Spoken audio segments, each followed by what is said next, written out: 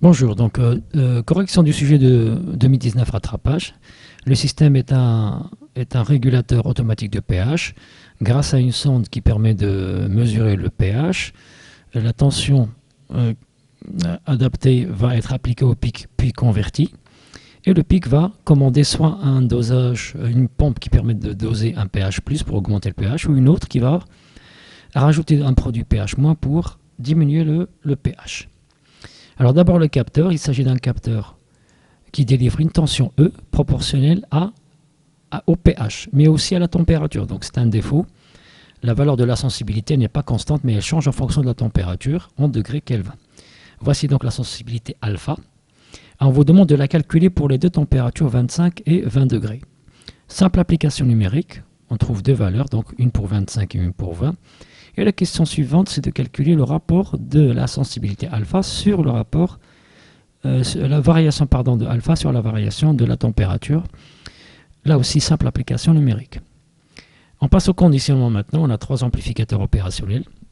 L'un qui sert de suiveur, puisque la sortie U1 égale à E- qui est égal à E plus qui est égal à E. Le deuxième qui va servir d'additionneur, non inverseur puisque les deux entrées sont appliquées sur le plus. Et le troisième, c'est un amplificateur inverseur. L'entrée est appliquée sur le moins.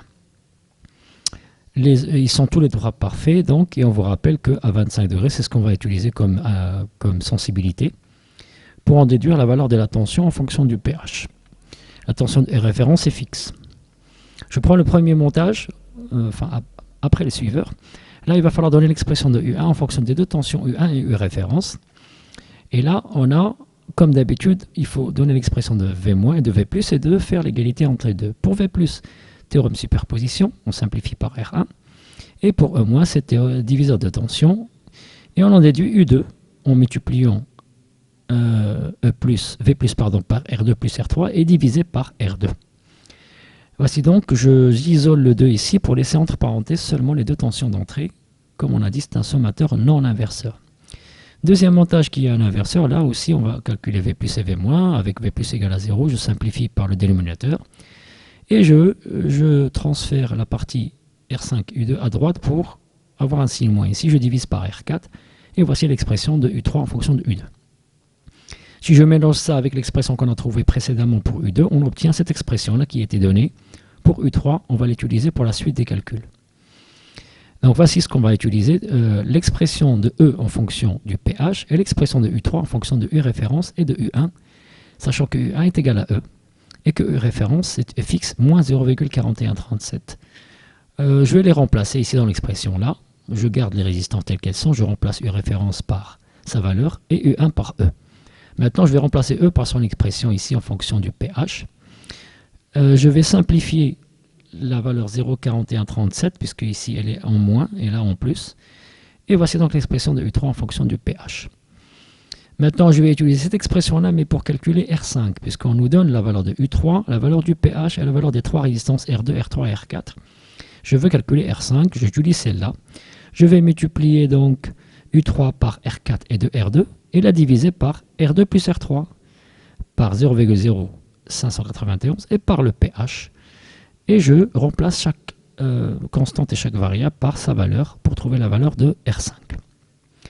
Ensuite, la numérisation, c'est-à-dire la conversion de U3 en un nombre n, grâce au pic.